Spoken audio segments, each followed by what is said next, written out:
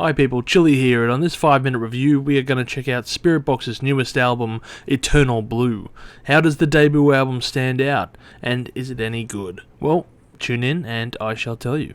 The first track is Sun Killer, and this is a song with a bit of a slow build to showcase the potential within rhythmic drumming and bass patterns, angelic vocals, a guitar that builds slowly, adding to the atmosphere, that kind of stuff.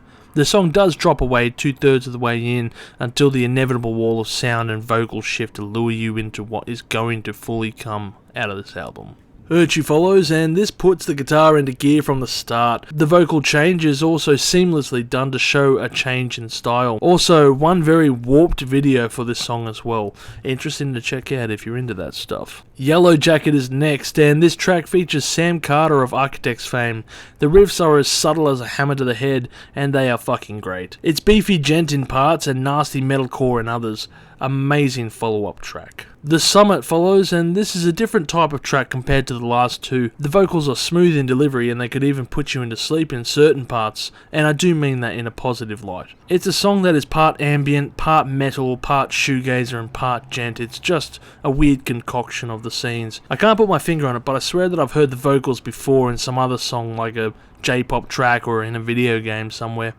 Anyway, it's amazing, and I recommend this track. It's very good. Secret Garden is next, and what a track this is. From the first pummeling of the guitars to the incredible bass playing trick fuckery by Bill Crook. That would make Les Claypool's nipples even get hard.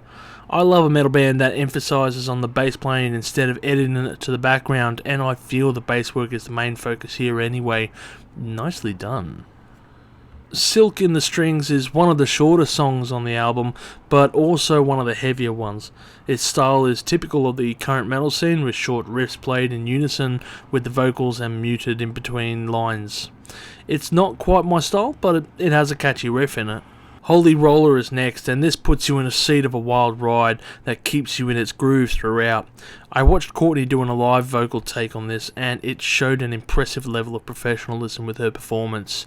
There are loud and heavy vocal points, and she just nails it without much effort. It's truly impressive skills that she has there that she has honed in on. Eternal Blue follows, and this is the title track, and it takes a slow riff in another ambient stylized song. It's a good track and shows the band performing their signature style, I suppose. This time the drumming and guitar work flow are at odds to the vocal styles, and it makes for an intriguing parallel, and it's another great track. We Live in a Strange World follows, and the intro is completely different to what was before. It's a track that takes the band to EDM territory for the first half before grounding it with their down-tuned strings. If the last song was showing off parallels within the band, then this one shows parallels between styles. Very intriguing. Halcyon is next, and given the track's meaning of a time that was better, I thought this song would actually be about a certain subject matter. I was glad I was very wrong.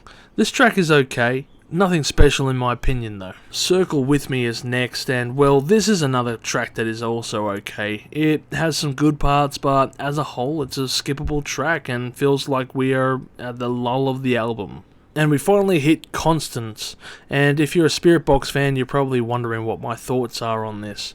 So Constance is the closing track, and this is a famous track already that will pull at your heartstrings, and many YouTubers have actually reacted to this video because of the content of the lyrics. This is a musically melodic song that hits harder and with emotion than anything about war.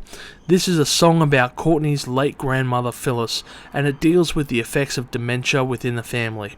Many reaction videos have been made about this video clip, and I can say watching this on a Friday afternoon killed my weekend boner. For anyone who has or is going through the same events, I feel for you and can understand your turmoil on this disgusting disease. A truly emotional spike of a track, and it's one with a dark beauty, and this is definitely the highlight of the album.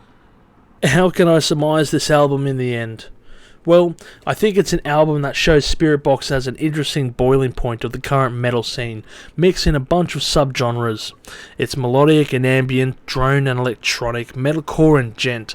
The band is similar to Pisces in both vocals and style, except Spiritbox is a much more melodic band. I found myself being swept away by many tracks on this album. The music was a massive subversion to what I expected, and I was expecting another metalcore copy-paste job with big riffs and nasty breakdowns. Yes, I'm a traditionalist and have kept my head in the sand when it comes to the recent changes in the metal scene, and nothing will be as good as the scene in the 90s, but with each new review I am warming up to the scene. Hey, it's a deep dive, so let's enjoy the journey, I guess, and this is another stop that I can say impressed me. The album highlights for me were The Summit, Eternal Blue, and The Deeply Moving Constants. That track alone bumped the rating half a star higher, giving the album a 7.5 out of 10, and I would easily suggest you to check it out if you haven't already. This is Chili, and I thank you for listening. Please comment below and let me know what was your thoughts on the best track on the album.